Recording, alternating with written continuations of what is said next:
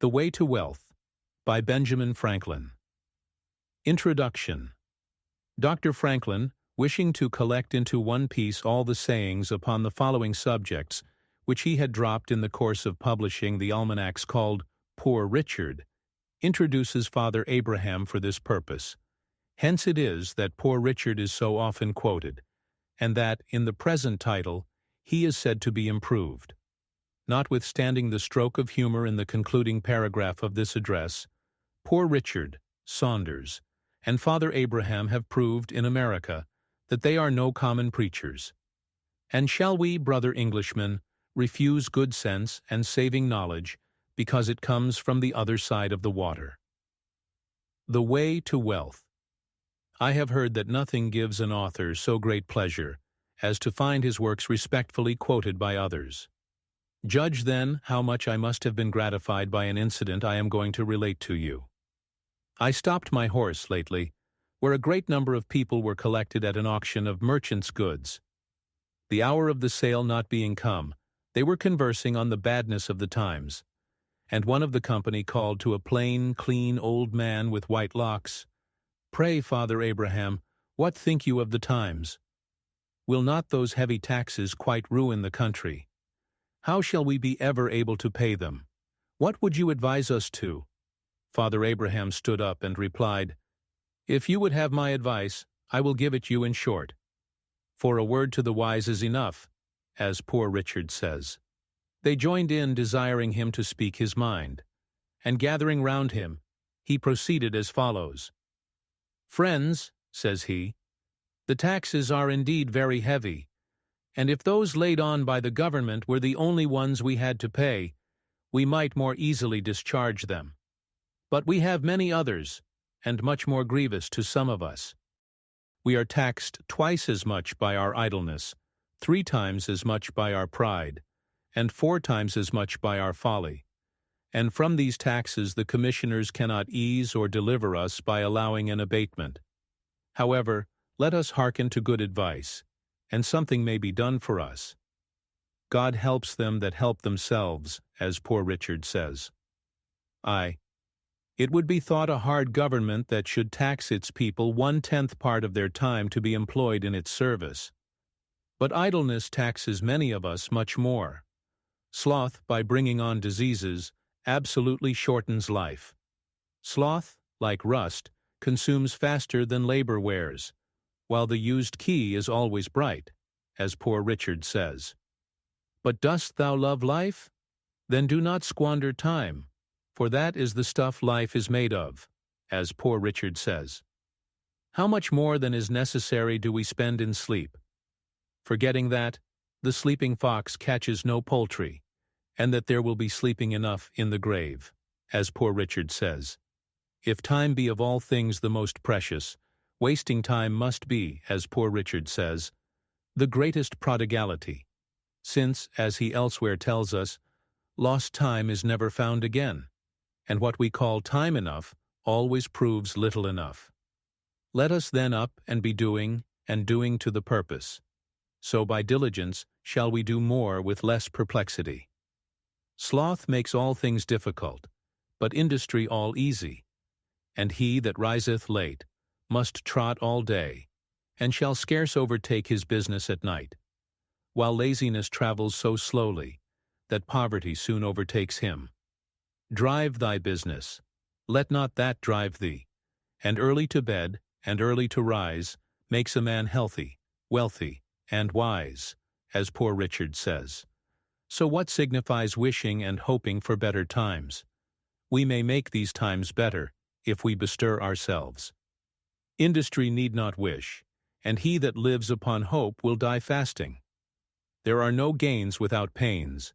Then help hands, for I have no lands. Or if I have, they are smartly taxed. He that hath a trade hath an estate, and he that hath a calling hath an office of profit and honor, as Poor Richard says. But then the trade must be worked at, and the calling well followed, or neither the estate nor the office will enable us to pay our taxes. If we are industrious, we shall never starve. For at the working man's house hunger looks in, but dares not enter, nor will the bailiff or the constable enter. For industry pays debts, while despair increaseth them. What? Though you have found no treasure, nor has any rich relation left you a legacy. Diligence is the mother of good luck, and God gives all things to industry. Then plow deep, while sluggards sleep, and you shall have corn to sell and to keep.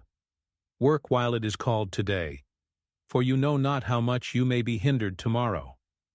One today is worth 2 tomorrows, as Poor Richard says, and farther, never leave that till tomorrow, which you can do today. If you were a servant, would you not be ashamed that a good master should catch you idle? Are you then your own master? Be ashamed to catch yourself idle, when there is so much to be done for yourself, your family, your country, and your king. Handle your tools without mittens. Remember that the cat in gloves catches no mice, as Poor Richard says. It is true, there is much to be done, and perhaps you are weak-handed, but stick to it steadily, and you will see great effects. For constant dropping wears away stones, and by diligence and patience the mouse ate in 2 the cable, and little strokes fell great oaks. Methinks I hear some of you say, Must a man afford himself no leisure? I will tell thee, my friend, what Poor Richard says. Employ thy time well, if thou meanest to gain leisure, and since thou art not sure of a minute, throw not away an hour. Leisure is time for doing something useful. This leisure the diligent man will obtain, but the lazy man never. For a life of leisure and a life of laziness are 2 things. Many, without labor, would live by their wits only, but they break for want of stock, whereas industry gives comfort, and plenty, and respect. Fly pleasures, and they will follow you. The diligent spinner has a large shift, and now I have a sheep and a cow. Everybody bids me good morrow. 2. But with our industry we must likewise be steady, settled, and careful, and oversee our own affairs with our own eyes, and not trust too much to others. For, as Poor Richard says, I never saw an oft-removed tree, nor yet an oft-removed family, that throve so well as those that settled be. And again, 3 removes are as bad as a fire. And again, keep thy shop, and thy shop will keep thee.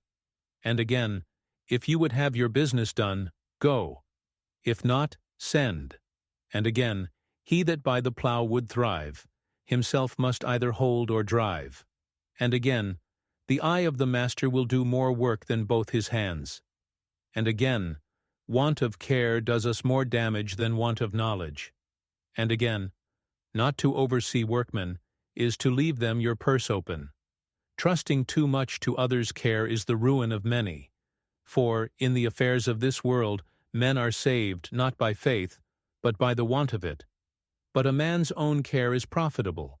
For, if you would have a faithful servant, and one that you like, serve yourself. A 20 little neglect may breed great mischief. For want of a nail the shoe was lost. For want of a shoe the horse was lost.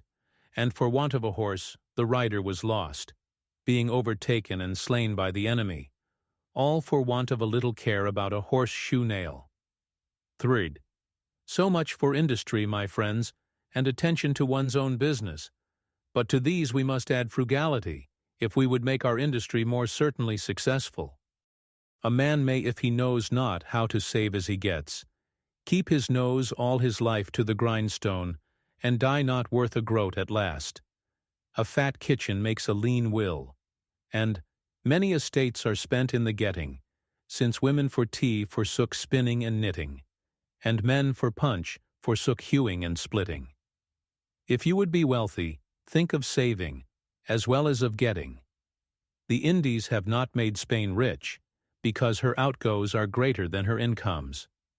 Away, then, with your expensive follies, and you will not then have so much cause to complain of hard times, heavy taxes, and chargeable families.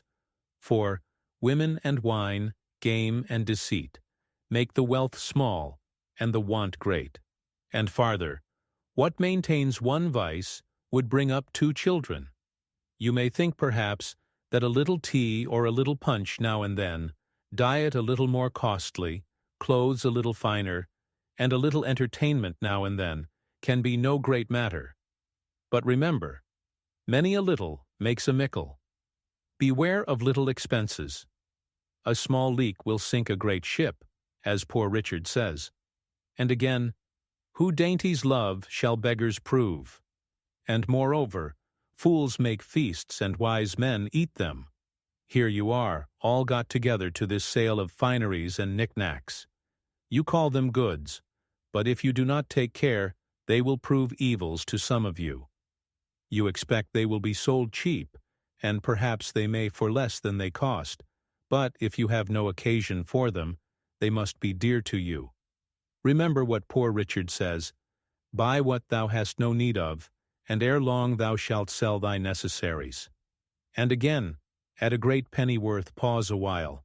He means that perhaps the cheapness is apparent only, and not real, or the bargain, by straightening thee in thy business, may do thee more harm than good.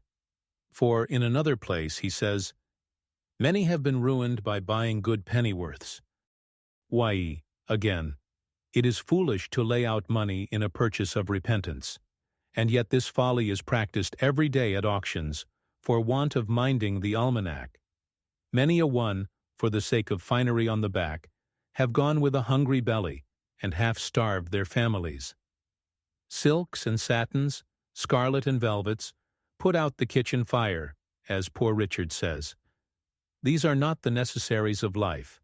They can scarcely be called the conveniences, and yet only because they look pretty. How many want to have them?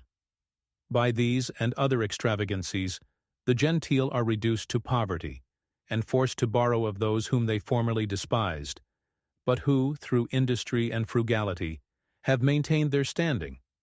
In which case it appears plainly that a plowman on his legs is higher than a gentleman on his knees, as Poor Richard says. Perhaps they have had a small estate left them, which they knew not the getting of. They think it is day and will never be night, that a little to be spent out of so much is not worth minding, but always taking out of the meal tub, and never putting in, soon comes to the bottom, as Poor Richard says. And then, when the well is dry, they know the worth of water. But this they might have known before, if they had taken his advice. If you would know the value of money, go and try to borrow some. For he that goes a-borrowing goes a-sorrowing, as Poor Richard says, and indeed so does he that lends to such people when he goes to get it in again. Poor Dick farther advises, and says, "Fond pride of dress is sure a very curse. Ere fancy you consult your purse." And again, pride is as loud a beggar as want, and a great deal more saucy. When you have bought one fine thing, you must buy 10 more, that your appearance may be all of a piece. But Poor Dick says, it is easier to suppress the first desire than to satisfy all that follow it. Ataide, and it is as truly folly for the poor to ape the rich, as for the frog to swell in order to equal the ox. Vessels large may venture more, but little boats should keep near shore. It is, however, a folly soon punished, for as Poor Richard says, pride that dines on vanity, sups on contempt. Pride breakfasted with plenty, dined with poverty, and supped with infamy. And after all, of what use is this pride of appearance, for which so much is risked, so much is suffered? It cannot promote health, nor ease pain. It makes no increase of merit in the person. It creates envy. It hastens misfortune. But what madness it must be to run in debt for these superfluities. We are offered, by the terms of this sale, 6 months' credit, and that perhaps has induced some of us to attend it, because we cannot spare the ready money, and hope now to be fine without it. But, think what you do when you run in debt. You give to another power over your liberty.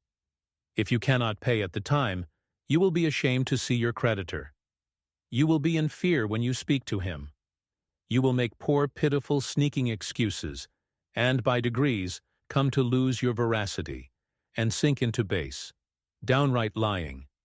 4. The second vice is lying. The first is running in debt, as Poor Richard says.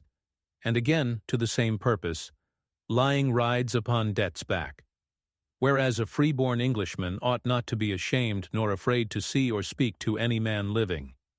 But poverty often deprives a man of all spirit and virtue. It is hard for an empty bag to stand upright. What would you think of that prince, or of that government, who should issue an edict forbidding you to dress like a gentleman or gentlewoman, on pain of imprisonment or servitude? Would you not say that you were free, have a right to dress as you please, and that such an edict would be a breach of your privileges, and such a government tyrannical? And yet you are about to put yourself under that tyranny, when you run in debt for such dress. Your creditor has authority, at his pleasure, to deprive you of your liberty, by confining you in jail for life, or by selling you for a servant, if you should not be able to pay him. When you have got your bargain, you may perhaps think little of payment. But, as Poor Richard says, creditors have better memories than debtors. Creditors are a superstitious sect, great observers of set days and times. The day comes round before you are aware, and the demand is made before you are prepared to satisfy it. Or if you bear your debt in mind, the term, which at first seemed so long, will, as it lessens, appear extremely short. Time will seem to have added wings to his heels as well as his shoulders. Those have a short Lent, who owe money to be paid at Easter. At present, perhaps, you may think yourselves in thriving circumstances, and that you can bear a little extravagance without injury. But, for age and want, save while you may, no morning sun lasts a whole day. Gain may be temporary and uncertain, but ever, while you live, expense is constant and certain. And it is easier to build 2 chimneys than to keep one in fuel, as Poor Richard says. So, rather go to bed supperless than rise in debt. Get what you can, and what you get hold. 'Tis the stone that will turn all your lead into gold. And when you have got the philosopher's stone, sure you will no longer complain of bad times, or the difficulty of paying taxes. 4. This doctrine, my friends, is reason and wisdom. But after all, do not depend too much upon your own industry, and frugality, and prudence, though excellent things, for they may all be blasted without the blessing of heaven. And therefore ask that blessing humbly, and be not uncharitable to those that at present seem to want it, but comfort and help them. Remember, Job suffered, and was afterwards prosperous. And now to conclude, experience keeps a dear school, but fools will learn in no other, as Poor Richard says, and scarce in that. For it is true, we may give advice, but we cannot give conduct. However, remember this: they that will not be counseled cannot be helped, and farther, that, if you will not hear reason, she will surely rap your knuckles, as Poor Richard says. Thus the old gentleman ended his harangue. The people heard it, and approved the doctrine, and immediately practiced the contrary, just as if it had been a common sermon. For the auction opened, and they began to buy extravagantly. I found the good man had thoroughly studied my almanacs, and digested all I had dropped on those topics during the course of 25 years. The frequent mention he made of me must have tired anyone else, but my vanity was wonderfully delighted with it, though I was conscious that not a 10th part of the wisdom was my own, which he ascribed to me, but rather the gleanings that I had made of the sense of all ages and nations.